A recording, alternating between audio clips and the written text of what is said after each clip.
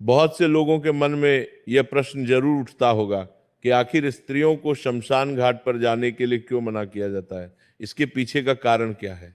आज हम इस प्रश्न का उत्तर आप सभी को एक अलौकिक कथा के माध्यम से देने जा रहे हैं। इस कथा को धर्मराज ने देवर्षि नारद जी को सुनाई थी। एक बार की बात है, नारायण भक्त देवर्षि नारद जी नारायण नारायण का जप करते हुए यमलोक में पधारते हैं। नारद जी को आता हुआ देखकर यमराज बहुत प्रसन्न हो जाते हैं और नारद जी से कहते हैं, हे ब्रह्मानंदन, यमलोक में आपका स्वागत है। कहीं आज किस प्रयोजन से यमलोक में आना हुआ? अवश्य ही आप कोई महत्वपूर्ण समाचार लेकर आए होंगे। यमराज के मुख से ये बात सुनकर देवर्षि नारद जी हाथ जोड़ते हुए कहते हैं, हे सूर्य तनय, हे दंड धारक, मैं आपको सर्वप्रथम प्रणाम करता हूँ। आज मैं आपके पास कोई समाचार लेकर नहीं आया हूँ, मैं तो आपके पास अपनी एक शंका लेकर आया हूँ। कृपया आप मेरी इस शंका का निवारण कीजिए और मेरे इस व्याकुल मन को शांत कीजिए। तभी धर्मराज मंद मुस्कान के साथ बोले, हे ब्रह्मानंदन, आपके मन में जो भी प्रश्न है आप निसंकोच होकर पूछिए, मैं अवश्य ही आपकी शंका का समाधान करूंगा। फिर देवर्षि नारद जी कहते हैं, हे सूर्य तनय धर्मराज, मेरा पहला प्रश्न यह है कि मनुष्य गरीबी से मुक्ति कैसे पा सकता है, और मेरा दूसरा प्रश्न है कि किस कारण से स्त्रियों का शमशान घाट जाना वर्जित है। देवर्षि नारद का प्रश्न सुनकर धर्मराज मुस्कुराते हुए बोले, हे देवर्षि, आज आपने समस्त मानव जाति के हित के लिए अत्यंत ही महत्वपूर्ण प्रश्न पूछा है। इस प्रश्न के उत्तर में समस्त मानव जाति का कल्याण छिपा हुआ है। हे देवर्षि, मैं आपके पहले प्रश्न का उत्तर एक महान कथा के माध्यम से देना चाहता हूं। तत्पश्चात मैं आपके दूसरे प्रश्न का उत्तर दूंगा। आप इस कथा को ध्यानपूर्वक पूरा सुना, तब ये आपको आपके प्रश्न का उत्तर प्राप्त होगा। जो भी श्रोतागण इस कथा को पूरा सुनते हैं, उनके घर से दुख दारिद्र का नाश हो जाता है और उन्हें गरीबी से छुटकारा मिल जाता है। कथा प्रारंभ करते हुए धर्मराज कहते हैं, हे देवर्षि, प्राचीन समय की बात है। दक्षिण देश में एक नगर था। उसमें दौलत राम नाम का एक धनवान सेठ रहता था। उसके घर में किसी चीज की कोई कमी नहीं थी। उसका व्यापार बहुत अच्छा चल रहा था। उसका परिवार बहुत खुश रहता था। सेठ अपनी पत्नी के लिए हर महीने बहुमूल्य गहने और आभूषण खरीदता था, जिसके कारण उसकी पत्नी उससे बहुत प्रसन्न रहती थी। सेठ की पत्नी बहुत ही भोली भाली थी। उससे कोई भी प्रेम से कुछ पूछ लेता तो वो सब कुछ बता देती थी। एक दिन सेठ की पत्नी ने सेठ से पूछा, हे स्वामी, आपका व्यापार कैसा चल रहा है? आप कैसे इतना धन कमाते हो? अपनी पत्नी का ऐसा प्रश्न सुनकर सेठ ने सारी बात बता दी। सेठ ने कहा, हे प्रिय, मैं अनाज का व्यापार करता हूँ।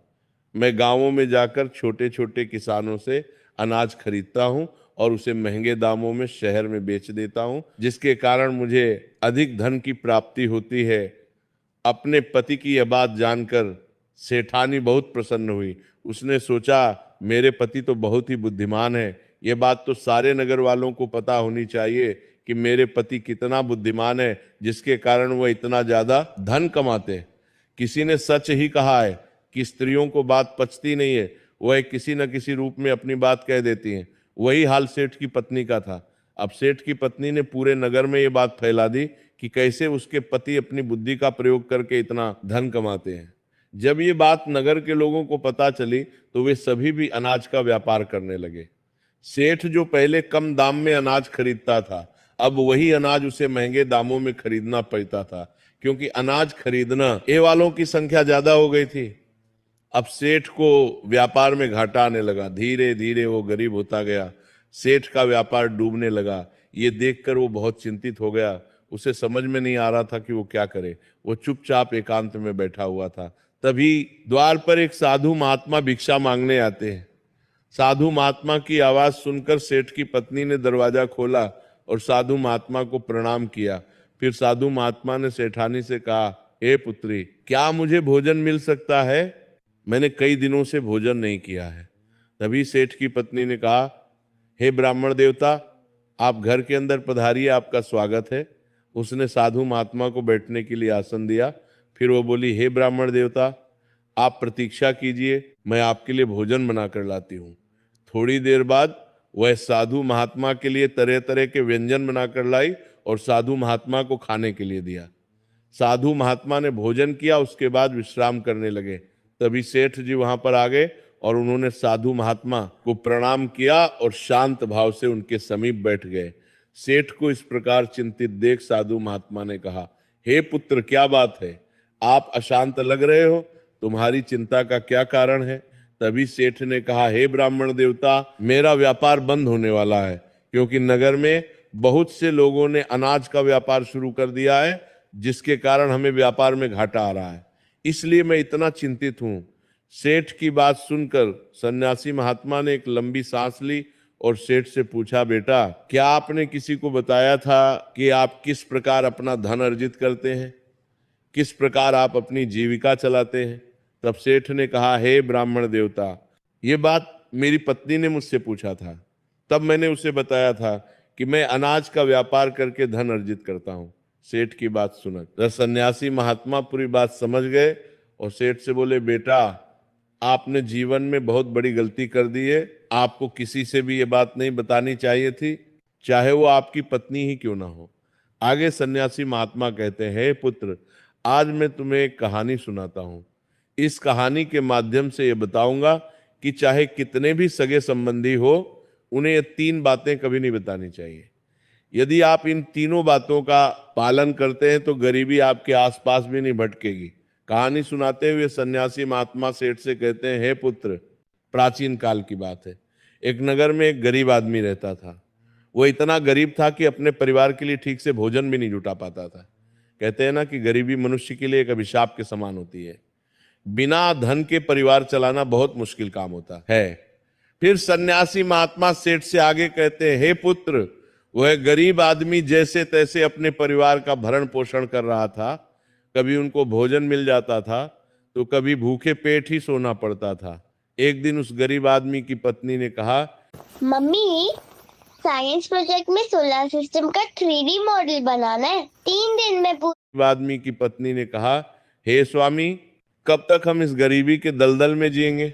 कब हमें इस गरीबी से मुक्ति मिलेगी? हमारे पास तो इतना धन भी नहीं है कि हम भरपेट भोजन कर सके। ऐसे कब तक चलेगा? फिर उसने अपने पति से कहा, हे पतिदेव, आप धन कमाने के लिए शहर चले जाइए। पत्नी के बार बार कहने पर वह गरीब आदमी धन कमाने के उद्देश्य से शहर की ओर निकल पड़ा। वह जंगलों के रास्ते से शहर की ओर जाने लगा। चलते चलते वो एक जंगल में पहुंच गया। काफी लंबा सफर तय करने के कारण वो बहुत थक चुका था और उसे प्यास भी बहुत लग रही थी। वह जंगल में नदी की तलाश करने लगा। तभी उसे एक नदी दिखाई दी। वह नदी के पास गया और भरपेट पानी पिया और फिर से अपने गंतव्य स्थान की ओर चलने लगा। चलते चलते वो जंगल के बीचों बीच पहुंच गया। तभी उसे एक विशाल का ये वटवृक्ष दिखाई दिया, जो अपने चारों ओर एक दिव्य आभा बिखेर रहा था। उसकी शाखाएं मानो आकाश को छू रही थी और उसकी जड़ें धरती को गहराई से बांध कर रखे हुए थी। उस वृक्ष के चारों तरफ एक शांत वातावरण था और ठंडी ठंडी हवा बह रही थी। वह बेचारा गरीब आदमी उस पेड़ के नीचे बैठकर आराम करने लगा। आगे की कथा सुनाते हुए सन्यासी महात्मा सेठ से कहते हैं, हे पुत्र, वह गरीब आदमी वटवृक्ष के नीचे आराम से लेटा हुआ था। तभी उसने देखा जंगल से एक विशालकाय सर्प आया और पेड़ पर चढ़ गया। वह गरीब आदमी यह दृश्य बहुत ही खामोशी से देख रहा था और मन ही मन सोचने लगा कि यह सांप इस वटवृक्ष पर क्यों चढ़ रहा है। उसके मन में यह जानने की उत्सुकता हुई और वह उस सांप के पीछे पीछे पेड़ पर चढ़ने लगा। तभी उसकी नजर पेड़ की डाल पर पड़ी, जिसके ऊपर तोता और मैना का घोंसला था। घोंसला में तोता और मैना के बच्चे रखे हुए थे। उस सांप को देखकर तोता और मैना के बच्चे डर के मारे चिल्लाने लगे। वो गरीब आदमी देखते ही समझ गया कि ये दुष्ट सांप इन बच्चों को खाने आया है। वो मन ही मन सोचने लगा कि यदि आज मैंने इस सांप से बच्चों की रक्षा नहीं की तो मुझे घोर पाप लगेगा। वैसे भी बच्चे तो बच्चे ही होते हैं, चाहे वे इंसान के हो या किसी पक्षी के। बच्चों की हमेशा रक्षा करनी चाहिए। उधर वो सर्प उन बच्चों के पास पहुंच जाता है। तभी वो गरीब आदमी जल्दी से पेड़ की एक टहनी तोड़ता है और सर्प के ऊपर प्रहार कर देता है। जैसे ही डंडे का प्रहार सर्प के ऊपर पड़ता है, वह पेड़ से नीचे गिर जाता है और जंगल की ओर भाग जाता है। फिर वह गरीब आदमी उसी वटवृक्ष के नीचे आकर लेट गया। उधर तोता और मैना के बच्चे अपनी रक्षा करने वाले उस गरीब आदमी को भगवान का रूप समझकर मन से दुआएं देने लगे। उसी समय तोता और मैना अपने बच्चों के लिए जंगल से दाना लेकर आ जाते हैं। अपने माता पिता को पास आया देख तोता और मैना के बच्चे बहुत खुश होते हैं और उन्हें पूरी घटना बताते हैं और कहते हैं, हे माँ, इस वृक्ष के नीचे जो मनुष्य विश्राम कर रहा है वह हमारे लिए ईश्वर का रूप बनकर आया था, जिसने हम सबको सर्प का आहार बनने से बचाया है। इसी मनुष्य ने उस भयानक सर्प को मारकर भगाया था और हमारे प्राण बचाए हैं। हम इसके कर्जदार हो गए हैं। अगर ये मनुष्य उस सर्प को नहीं मारता तो आज हम काल के गाल में समा चुके होते। आज से हम सब इसके आभारी हो गए। अपने बच्चों के मुख से उस व्यक्ति की प्रशंसा सुनकर तोता और मैना बहुत खुश होते हैं। फिर तोता और मैना उस गरीब आदमी के पास जाते हैं और उसका धन्यवाद करते हुए कहते हैं, हे भले मनुष्य, आज आपने हमारे बच्चों की जान बचाकर मुझ पर बहुत बड़ा उपकार किया है। हम दोनों आपका यह उपकार कभी नहीं भूलेंगे। फिर तोता और मैना ने उस गरीब आदमी से पूछा, हे भले मनुष्य, आप कौन हैं और आप कहाँ जा रहे हैं? मित्र, तोता और मैना के पूछने पर वह गरीब आदमी कहता है, हे पक्षियों, मैं एक गरीब आदमी हूं और धन कमाने के लिए शहर जा रहा था। काफी लंबा सफर तय करने के कारण मैं थक गया था। तभी मेरी नजर इस वट वृक्ष पर पड़ी, जिसकी शीतल छाया के नीचे बैठकर मैं आराम करने लगा। तभी मैंने देखा कि एक दुष्ट सर्प तुम्हारे बच्चों को खाने के लिए तुम्हारे घोंसले के पास जा रहा था। उसी समय मैंने अपने मनुष्य धर्म का पालन करते हुए उस सर्प को मारकर भगा दिया। फिर तोता और मैना बोले, हे भोले मनुष्य, तुमने हम पर बहुत बड़ा उपकार किया है। संसार में सबसे बड़ी खुशी बच्चों से होती है। बच्चों से अधिक प्रिय तो किसी को कोई नहीं होता। आप भी तो धन कमाने अपने बच्चों के लिए जा रहे हैं। अब आपने हमारे बच्चों की जान बचाई है तो हम आपके बच्चों की भूख मिटाना चाहते हैं। तब उन्होंने बताया, हम दोनों तोता और मैना नाम के पक्षी हैं। आज से हम तुम्हारे लिए बहुमूल्य ये मोती ला कर देंगे।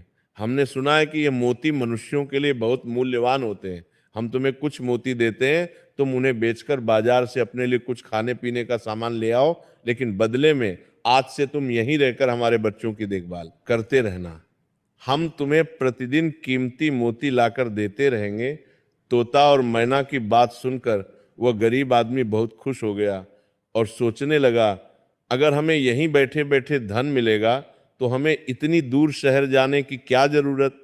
ये सोचकर उस गरीब आदमी ने तोता और मैना की बात मान ली। आगे की कथा सुनाते हुए सन्यासी महात्मा कहते हैं, हे पुत्र, वो गरीब आदमी तोता के द्वारा दिए हुए कुछ मोती लेकर बाजार गया और उन्हें बेचकर Sangeet outfits at up to 35% off on first order. Download now. अपने खाने पीने का सामान खरीद लाया और उसे वट वृक्ष के नीचे एक झोपड़ी बना ली और वहीं रहने लगा और तोता मैना के बच्चों की देखभाल करने लगा। अब तो तोता और मैना निश्चिंत हो गए। उन्हें उनके बच्चों की रक्षा करने के लिए एक विश्वास पात्र आदमी मिल गया था। अब तो वो बेफिक्र होकर सुबह सुबह अपने घोंसले से उड़ जाते थे और शाम को लौट कर आते थे। अपने बच्चों को घोंसले में सुरक्षित देखकर वे बहुत खुश होते थे और उस गरीब आदमी का धन्यवाद करते थे और बदले में उसे बहुमूल्य मोती लाकर देते थे। इस तरह से धीरे धीरे तोता और मैना के बच्चों की देखभाल करते करते उसे कई महीने बीत गए थे। इधर तोता और मैना के बच्चे भी धीरे धीरे बड़े हो गए। अब उस गरीब आदमी को अपनी पत्नी और बच्चों की याद आने लगी। फिर उसने एक दिन तोता और मैना से कहा, हे पक्षियों, बहुत दिन हो गए हैं, मैं अपने घर नहीं गया। पता नहीं हमारी पत्नी और बच्चे कैसे और किस हाल में है। ये सुनकर तोता और मैना ने कहा, हे भले मनुष्य, अब तुम निश्चिंत होकर अपने घर जाओ और अपने बच्चों के साथ रहो। हमारे बच्चे भी अब उड़ने के काबिल हो गए हैं। अब मुझे कोई भय नहीं। तुम अपनी पत्नी और बच्चों की देखभाल करो। यदि कभी तुम्हें हमसे मिलने का मन करे तो तुम इसी स्थान पर आ जाना।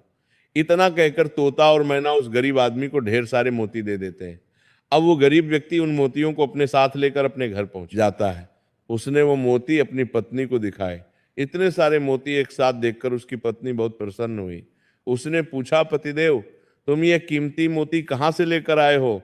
तब उस आदमी ने अपनी पत्नी से कहा, हे प्रिय, ये सारे मोती मुझे तोता और मैना ने दिए हैं। मैं कई महीनों से एक तोता और मैना के बच्चों की देखभाल कर रहा था। बदले में उन्होंने मुझे ये बहुमूल्य मोती दिए हैं। ये मोती बहुत कीमती और अनमोल है। इन्हें बेचकर हम धनवान बन सकते हैं और इस गरीबी के अभिशाप से बाहर निकल सकते हैं। अब हम इन मोतियों को बेचकर अपने बच्चों के लिए अच्छे अच्छे वस्त्र लाऊंगा और तुम्हारे लिए नए नए आभूषण बनवाऊंगा। आगे सन्यासी महात्मा सेठ से कहते हैं, हे पुत्र। अब वो आदमी उन मोतियों को बेचकर बाजार से अपने घर का सारा जरूरी सामान ले आया और अपने लिए एक बहुत ही सुंदर घर बनवाया।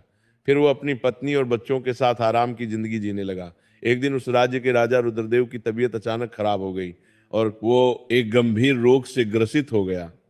राजा का इलाज करने के लिए दूर दूर से बड़े बड़े वैद्य हकीम राजा का इलाज करने के लिए आने लगे और अपने अपने तरीके से इलाज करना शुरू कर दिया, लेकिन राजा के स्वास्थ्य में कोई सुधार नहीं हुआ। फिर एक दिन राजकीय वैद्य ने कहा, महाराज, इसका एकमात्र इलाज यही है कि आपको किसी तोते के बच्चे का मांस मिल जाए तो आप बिल्कुल ठीक हो सकते हैं। वैद्य की ये बात सुनकर राजा रुद्रदेव ने अपने मंत्री को बुलाया और कहा, जाओ इसी समय राज्य में घोषणा करवा दो कि जो भी व्यक्ति राजा को तोता लाकर देगा उसे 100 स्वर्ण मुद्राएं उपहार में दी जाएंगी। राजा के आदेशानुसार मंत्री ने सारे राज्य में घोषणा करवा दिया कि जो भी व्यक्ति महाराज के लिए तोता लेकर आएगा उसे उपहार में 100 स्वर्ण मुद्राएं दी जाएंगी। ये बात पूरे राज्य में हवा की तरह फैल गई। नगर के लोग तोते की तलाश में इधर उधर जंगलों में जाने लगे, लेकिन किसी को भी तोता नहीं मिला। अंत में सबके हाथ में निराशा ही आई। आगे की कथा सुनाते हुए सन्यासी महात्मा सेठ से कहते हैं, हे पुत्र, एक दिन उस गरीब आदमी की स्त्री अपने पड़ोस में कुछ स्त्रियों के साथ बैठकर बात कर रही थी। तभी बातों ही बातों में उन सबके बीच तोते की चर्चा छिड़ गई। तभी एक स्त्री उस गरीब आदमी की पत्नी से बोली, बहन, क्या तुम्हें पता है कि राजा किसी गंभीर रोग से ग्रसित हैं जिनके इलाज के लिए वैद्य ने एक तोता लाने के लिए कहा है। वैद्य के कहने पर राजा साहब ने तोते का बच्चा लाने का आदेश दिया है और साथ में यह भी कहा है कि जो भी तोते का बच्चा लेकर आएगा उसे वह 100 स्वर्ण मुद्राएं उपहार में देंगे। आगे वह कहती है, हे बहन, तोता लाना कोई आसान काम नहीं है। इतना ही आसान काम होता तो राजा के पास इतने सैनिक हैं, वह कब का ले आते। जब उस गरीब आदमी की पत्नी ने यह बात सुनी कि राजा साहब बीमार हैं और उन्होंने घोषणा की है कि जो कोई उन्हें तोते का बच्चा लाकर देगा उसे वो उपहार में 100 स्वर्ण मुद्राएं देंगे, तो ये सुनकर वो बहुत खुश हो गई और उसने कहा, अरे बहनों, तोता लाना कौन सी बड़ी बात है।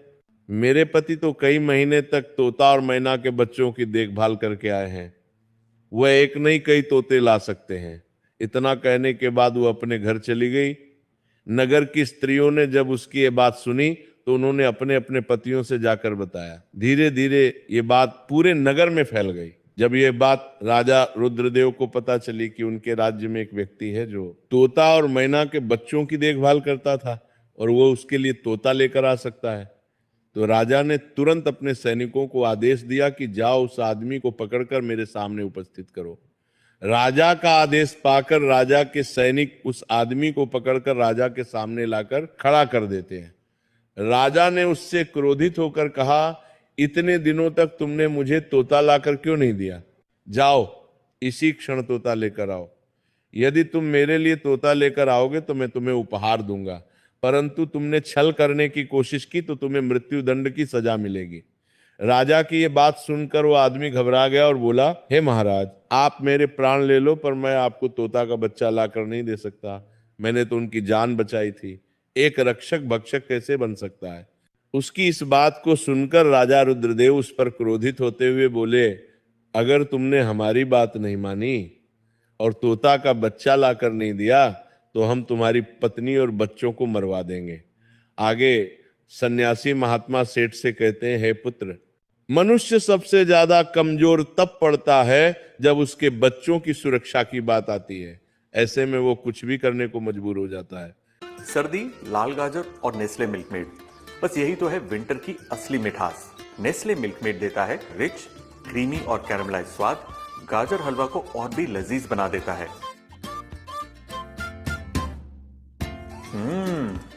यमी नहीं, अमेजिंग। From Nestle. राजा की बात सुनकर वह गरीब आदमी बहुत घबरा गया। उसने सोचा कि अब मुझे किसी भी तरह तोते का बच्चा लाकर राजा को देना ही होगा।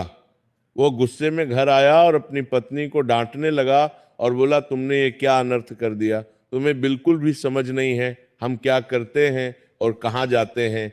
ये बात किसी को नहीं बतानी चाहिए, लेकिन तुमने तो ये बात नगर की स्त्रियों को बता दिया। तुम्हारी ये बात उसे दुष्ट राजा रुद्रदेव तक पहुंच गई। तुम ही बताओ मैं क्या करूं।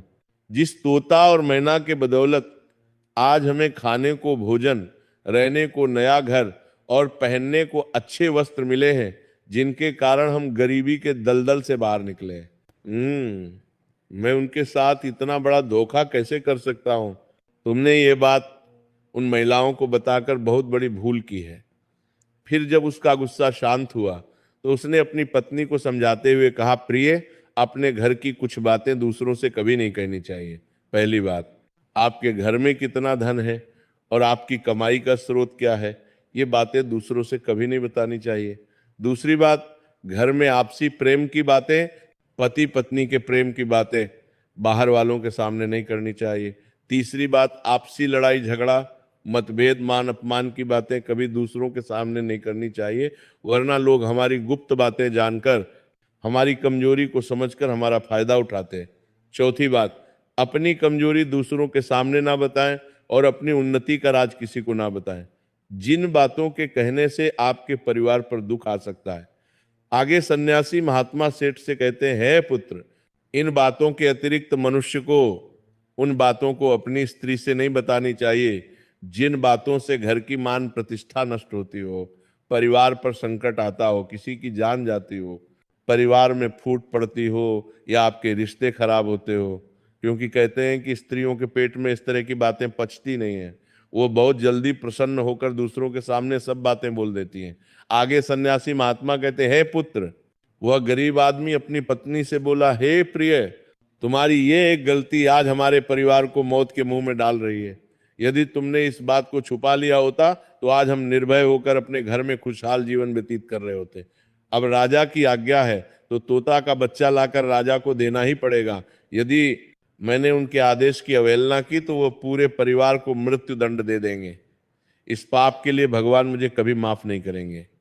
जिन बच्चों की मैंने इतने दिन देखभाल करी, जिन्हें मैंने काल के गाल से बचाया, अब मैं उन्हें किस प्रकार मौत के मुंह में डाल सकता हूं। तभी उसकी पत्नी कहने लगी, हे पतिदेव, अब तो जो होना था हो गया। अब हमें अपनी और बच्चों की जिंदगी बचानी है, इसलिए आपको ये पाप करना ही पड़ेगा। फिर वो गरीब आदमी बहुत ही उदास मन से लाचार होकर जंगल की ओर चल पड़ा, जहां वो तोते के बच्चों की देखभाल करता था। उधर जब तोता और मैना और उनके बच्चों ने उस गरीब आदमी को अपने पास आता हुआ देखा तो वे बहुत खुश होने लगे। अपने बच्चों को इतना खुश देखकर तोता और मैना कहने लगे, अरे बच्चों, तुम इतने खुश क्यों हो रहे हो? वो तो तुम में से किसी एक को लेने आ रहा है। तुम में से कौन है जो आज उसके साथ जाकर उसकी और उसके बच्चों की जान बचाएगा? फिर तोता कहता है कि बच्चों, लेकिन एक बात याद रखना, तुम में से जो भी उसके साथ जाएगा वह कभी लौट कर नहीं आएगा, वह नगर के राजा का भोजन बन जाएगा। तभी तोते के एक बच्चे ने पूछा, पिताजी आप ऐसा क्यों कह रहे हैं? फिर तोता कहता है, बच्चों, इस राज्य का राजा किसी गंभीर रोग से पीड़ित है और वैद्य ने उसे तोते के बच्चे का मांस खाने को कहा है, इसलिए तुम में से किसी एक को वह लेने के लिए आया है। यदि तुम में से कोई उसके साथ जाने को तैयार है तो वह जा सकता है। तभी उनमें से एक बच्चा कहने लगा, हे पिताजी, उस आदमी ने ही हम सबकी जिंदगी बचाई है और आज वो आदमी बहुत बड़ी मुसीबत में है। ऐसे समय में हमें भी उसकी मदद करनी चाहिए। हम सबको, चाहे हमारी जान ही क्यों ना चली जाए, हम उसके साथ जरूर जाएंगे। उधर वो आदमी उदास मन से उस वटवृक्ष के पास जाता है और तोता मैना से दुखी मन से सारी व्यथा सुना देता है। उसकी बात सुनकर तोता मैना कहते हैं, हे भाई, आप चिंता ना करो, हमारे बच्चे तुम्हारे साथ जाने के लिए तैयार हैं, तुम इनमें से किसी एक को ले जाओ।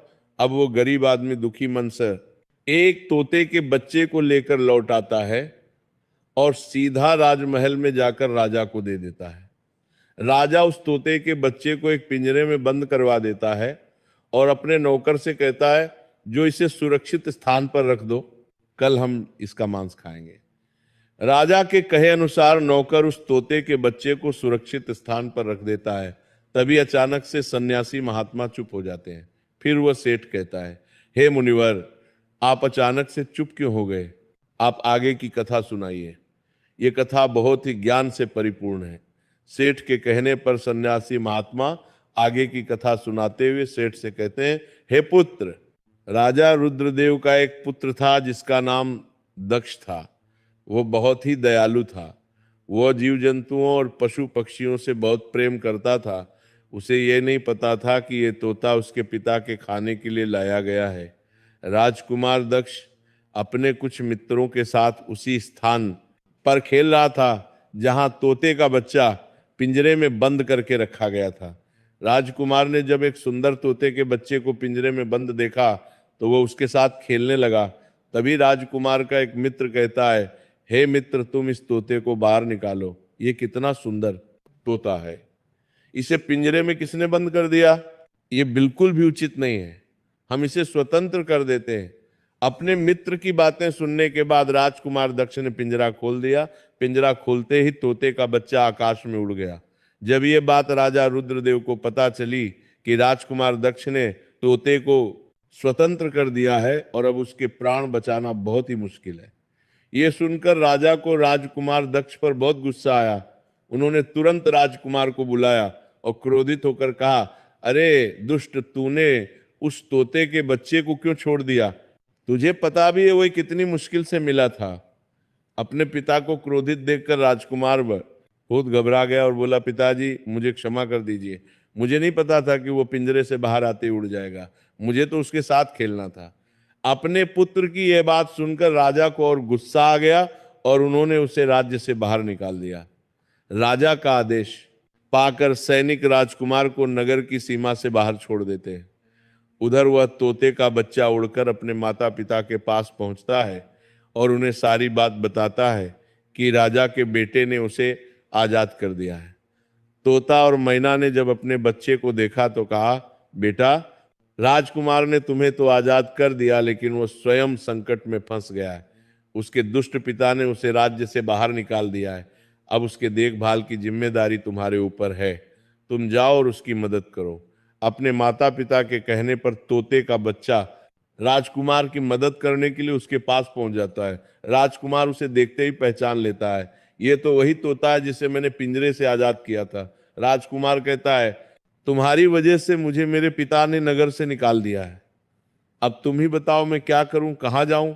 तभी तोते का बच्चा कहता है, हे राजकुमार, तुम चिंता मत करो। तुमने मेरी जान बचाई थी, इसीलिए मैं तुम्हारी मदद करने के लिए आया हूं। ये सुनकर राजकुमार दक्ष बहुत प्रसन्न हो जाता है। फिर वह तोता और राजकुमार दूसरे नगर की ओर चल देते हैं। चलते चलते वह दोनों दूसरे नगर में जा पहुंचते हैं। तभी उन्हें एक सुंदर बगीचा दिखा और वह दोनों फल खाने के लिए बगीचे में जा पहुंचे। उसी बगीचे में वहां के राजा की पुत्री भी अपनी सहेलियों के साथ घूमने आया करती थी। उस राज्य के राजा की पुत्री का नाम संयोगिता था। राजकुमारी संयोगिता अत्यंत ही सुंदर और रूपवती थी। उसकी खूबसूरती की चर्चा पूरे नगर में होती थी। राजकुमार और तोता उस बगीचे में बैठे हुए थे। तभी वहां राजकुमारी संयोगिता अपनी सहेलियों के साथ बगीचे में घूमने आती है। राजकुमारी को देखकर राजकुमार दक्ष वृक्ष के पीछे छुप जाता है और वह तोता राजकुमारी के सामने पहुंच जाता है। राजकुमारी उस सुंदर तोते को देखकर उस पर मोहित हो जाती है। वह उसे पकड़ना चाहती है, लेकिन तोता उसकी पकड़ में नहीं आता। राजकुमार दक्ष पेड़ के पीछे से यह सब देख रहा था।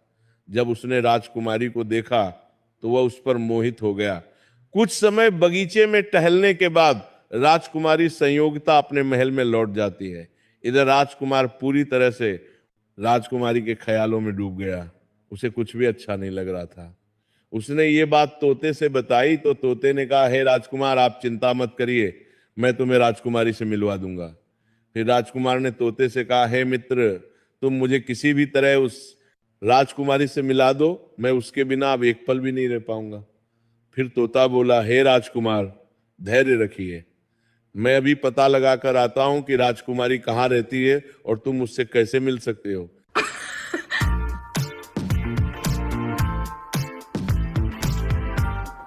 कि राजकुमारी कहाँ रहती है और तुम उससे कैसे मिल सकते हो।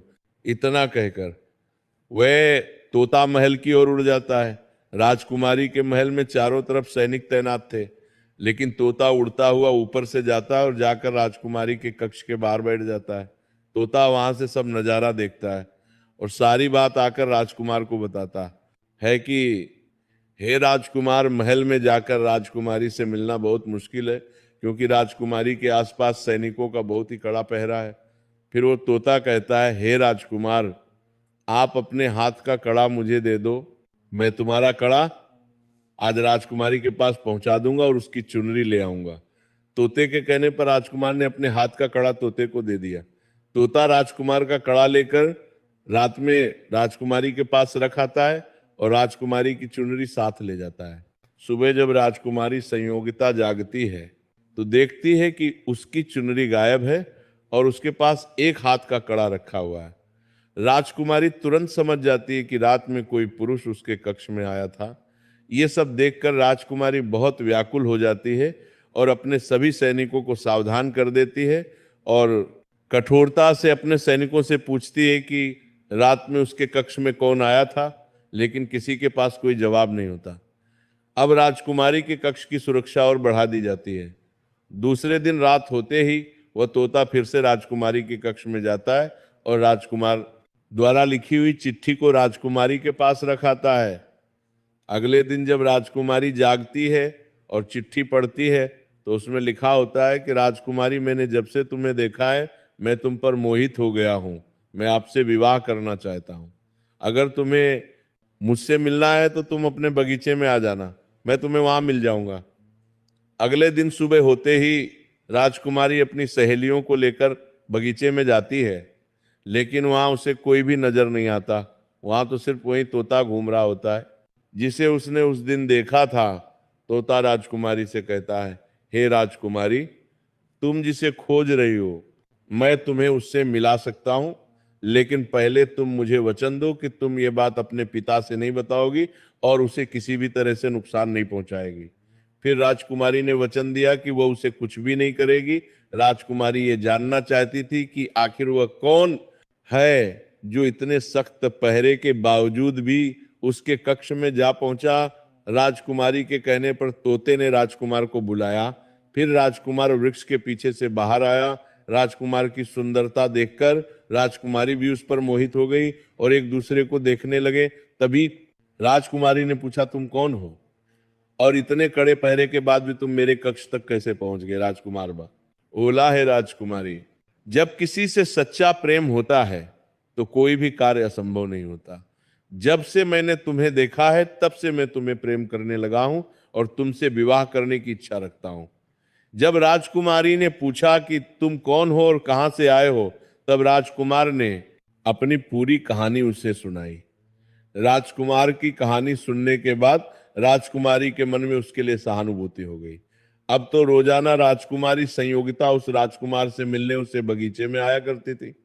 एक दिन राजकुमारी ने कहा, हे राजकुमार, मेरे पिता तुम्हारे साथ मेरा विवाह कभी नहीं करेंगे, इसलिए मैं तुम्हारे साथ भाग चलती हूँ और कहीं दूसरी जगह चलकर हम अपना विवाह कर लेंगे और आनंद पूर्वक रहेंगे। राजकुमारी के कहने पर राजकुमार उसे अपने साथ लेकर दूसरे राज्य में चले जाते हैं और गंधर्व विवाह करके एक दूसरे के साथ रहने लगते हैं। दोनों को साथ रहते काफी समय बीत जाता है। एक दिन उनकी झोपड़ी में किसी तरह से आग लग जाती है और उसी आग को बुझाने के चक्कर में उस तोते का एक पंख जल जाता है। फिर वह तोता राजकुमार से कहता है, हे राजकुमार, अब आप अपने राज्य चले जाइए। अब आपके पिता का गुस्सा भी शांत हो चुका होगा। अब आपके पिता आपसे कुछ नहीं कहेंगे। जब वो आपको अपनी बहू के साथ देखेंगे तो वो आपको माफ कर देंगे। मेरा तो एक पंख जल गया है, मैं अब उड़ नहीं सकता, इसलिए मैं कुछ दिन तक यहीं रहकर अपने नए पंख आने का इंतजार करता हूं। जब मेरा पंख दोबारा से आ जाएगा तो मैं आपसे मिलने के लिए जरूर आऊंगा। तोते के कहने पर राजकुमार और राजकुमारी उदास मन से तोते को अकेला छोड़कर अपने नगर के लिए चल देते हैं। चलते चलते रास्ते में उन्हें एक नदी मिली। उसे नदी पर एक नाविक नाव चलाता था। राजकुमार अपनी पत्नी को लेकर नाव में बैठ जाता है। जैसे ही नाव नदी के बीच में पहुंचती है तो राजकुमार देखता है कि एक चूहा पानी से बचने के लिए बार बार नाव पर चढ़ रहा था, लेकिन वो नाविक उसे हटाकर नदी में गिरा देता था। कई बार उस चूहे को नाविक ने हटा दिया, तभी राजकुमार ने कहा, अरे भाई, ये बेचारा इस प्रकार से तो जल में डूबकर मर जाएगा, ये अपने प्राणों की रक्षा करने के लिए इस नाव पर चढ़ रहा है, इसे चढ़ जाने दो। जब राजकुमार ने नाविक से कहा, इस चूहे को नाव पर चढ़ जाने दे, तो राजकुमार के कहने पर उस नाविक ने उस चूहे को अपनी नाव पर चढ़ जाने दिया। जैसे ही चूहा नाव के अंदर गया, वो अंदर जाकर छुप गया। थोड़ी देर बाद उन्होंने देखा कि नाव के अंदर धीरे धीरे पानी आने लगा, क्योंकि उस चूहे ने नाव को काटकर उसमें छेद कर दिया था, जिससे नाव में पानी भरने लगा। जब नाव में पानी भरने लगा तो नाव पानी में डूबने लगी। धीरे धीरे जब नाव पूरी तरह डूब गई, तो उसी समय राजकुमारी और राजकुमार पानी में भरने लगे। पानी के बहाव से राजकुमार बहुत दूर पहुंच गया और राजकुमारी संयोगिता नदी में बहती हुई दूसरे राज्य में जा पहुंची। उसी समय बगीचे का मालिक पेड़ों को सींचने के लिए पानी नदी से भरकर ला रहा था। जब उसने सुंदर लड़की को देखा तो वह भागकर महल में जाता है और राजा को यह खबर देता है। राजा जब सुंदर लड़की को देखता है तो वो उस पर मोहित हो जाता है और उस राजकुमारी को अपने महल में ले आता है और राज्य वैद्य से उसका इलाज करवाता है। कुछ दिन बीतने के बाद जब राजकुमारी ठीक हो जाती है, तो एक दिन वो देखती है कि राजा उसके करीब खड़ा है।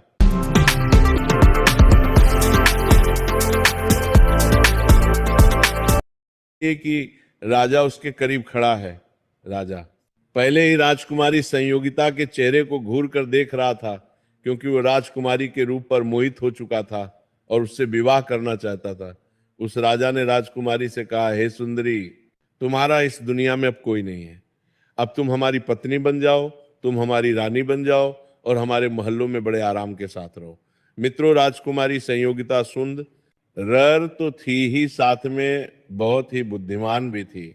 उसने अपने मन में विचार किया कि यदि वह इस समय राजा को विवाह करने से मना करती है तो राजा उसके साथ जबरदस्ती करेगा। इसलिए उसने राजा से कुछ दिनों के लिए समय मांग लिया और बोली, हे महाराज, मुझे कुछ दिन का समय चाहिए, उसके बाद मैं आपके साथ विवाह कर लूंगी। अब राजकुमारी उसी राजा के महल में रहने लगी और गरीब असहाय लोगों को भोजन करवाने लगी। उधर राजकुमार दक्ष अपनी पत्नी से बिछड़ने के बाद इधर उधर भटक रहा था। फिर एक दिन संयोगवश वह उसी राज्य में जा पहुंचा जहां उसकी पत्नी रहती थी। उस समय राजकुमारी गरीबों को भोजन करा रही थी। राजकुमारी ने जब राजकुमार को देखा तो वो उसे देखते ही पहचान गई और उसकी आंखों में आंसू आ गए। राजकुमारी ने राजकुमार को एकांत में बुलाया और सारी सच्चाई बताई। उसने कहा, हे स्वामी, आप यहाँ आराम से रहिए और इस राजा की नौकरी कीजिए। जब हमें मौका मिलेगा तब हम यहाँ से भाग चलेंगे। राजकुमार ने राजकुमारी की बात मान ली और राजा का नौकर बनकर महल में रहने लगा। वह राजकुमारी संयोगिता की सहायता करने लगा और गरीबों को भोजन परोसने लगा। लेकिन राजा को ये नहीं पता था कि राजकुमारी उसका पति है। राजा तो उसे अपना नौकर समझता था। इधर राजकुमार दक्ष राजकुमारी संयोगिता के साथ पक्षियों को दाना डालता था। एक दिन वह तोता राजकुमारी के यहाँ दाना चुगने आया। अब उसके नए पंख निकल आए थे। जब वो दाना चुगने आया तो राजकुमार और राजकुमारी को पहचान गया। राजकुमार ने जब तोते को देखा तो उसकी आंखों में आंसू झलक आए और उन्होंने तोते को पूरी कहानी सुनाई कि वे इस प्रकार से यहाँ फंस चुके हैं और राजा को भी नहीं पता कि वे पति पत्नी हैं। तब तोता कहने लगा, हे राजकुमार, आप चिंता मत करो, आज रात राजा के सभी सैनिक सो जाएंगे, तब हम तुम्हें यहाँ से निकालकर तुम्हारे पिता के घर पहुंचा देंगे। जब रात होती है तुम्हारे पिता के घर पहुंचा देंगे। जब रात होती है तुम्हारे पिता के घर पहुंचा देंगे, तुम चूचा तोता के घर पहुंचा देंगे। तुम हम और राजा के सभी सिपाही गहरी नींद में सो जाते हैं। जब सभी सैनिक सो गए तो उसी समय राजकुमारी और राजकुमार महल से निकल पड़े। रात के अंधेरे में राजकुमार अपनी पत्नी और तोते के साथ अपने पिता रुद्रदेव के राज्य में पहुंच गया। अपने पुत्र को देखकर राजा रुद्रदेव बहुत प्रसन्न हुआ। उसे अपनी करनी पर पश्चाताप हुआ कि उसने अपने पुत्र को नगर से निकालकर बहुत बुरा किया। वो बार बार अपने पुत्र से क्षमा मांगने लगा। तभी राजकुमार ने बताया, पिताजी, मेरी रक्षा उसी तोते ने की जिसे आप मारकर खाना चाहते थे। उसी ने मेरे प्राण बचाए और मुझे शत्रुओं से छुटकारा दिलाया है। राजकुमार के मुख से तोते की बात सुनकर राजा बहुत प्रसन्न हुआ और उसी दिन से राजा ने प्रण किया कि आज से हमारे राज्य में कोई भी पशु पक्षियों को नहीं मारेगा और सभी लोग उन्हें दाना देंगे। आगे वह सन्यासी महात्मा सेठ से कहते हैं, हे पुत्र, इस प्रकार कुछ बातें बताने पर जीवन में घोर संकट आ सकता है, इसलिए यह 3 बातें किसी को भी नहीं बताना चाहिए। जैसे आपने अपनी पत्नी को बताया कि आप किस प्रकार धन अर्जित करते हैं और आज आपका व्यापार खतरे में है। सेठ को अपनी गलती का एहसास हुआ और उन्होंने अपनी पत्नी को समझाया। तभी धर्मराज देवर्षि नारद जी से कहते हैं, हे देवर्षि नारद जी, इस कथा को सुनने के बाद आपको आपके पहले प्रश्न का उत्तर मिल गया होगा। अब मैं आपके दूसरे प्रश्न का उत्तर देता हूं कि किस कारण से स्त्रियों का शमशान घाट जाना वर्जित है। यमराज कहते हैं, हे देवर्षि, महिलाओं का स्वभाव बहुत ही संवेदनशील और करुणामयी होता है और अंतिम संस्कार के समय वातावरण अत्यंत ही गंभीर और दुखमय होता है, जिसे देखकर स्त्रियां व्यथित हो सकती हैं और रोने लगेंगी, जिसे मृत्यु व्यक्ति की आत्मा को दुख पहुंचता है। आगे यमराज कहते हैं, हे देवर्षि, मृत्यु तो काल का एक समय चक्र है और श्मशान घाट को सकारात्मक और नकारात्मक शक्तियों से युक्त स्थान माना जाता है, जहां तांत्रिक और दैवीय क्रियाएं दोनों संपन्न होती हैं। यदि उस समय स्त्रियां श्मशान घाट में उपस्थित रहेगी तो वो डर सकती हैं और उनके ऊपर नकारात्मक ऊर्जाओं का प्रभाव पड़ सकता है, क्योंकि पुरुषों की अपेक्षा महिलाओं का हृदय कोमल होता है, जिससे वो डर सकती है और नकारात्मक ऊर्जाएं शीघ्रता से उन पर हावी हो सकती हैं और उन्हें मानसिक आघात हो सकता है, उनकी शारीरिक और मानसिक स्थिति प्रभावित हो सकती है। आगे धर्मराज कहते हैं, हे देवर्षि, अब आपको आपके सभी प्रश्नों का उत्तर मिल गया होगा। तभी देवर्षि नारद जी कहते हैं, हे सूर्य तनय, हे धर्मराज, आपके मुख से ये ज्ञान से परिपूर्ण जानकारी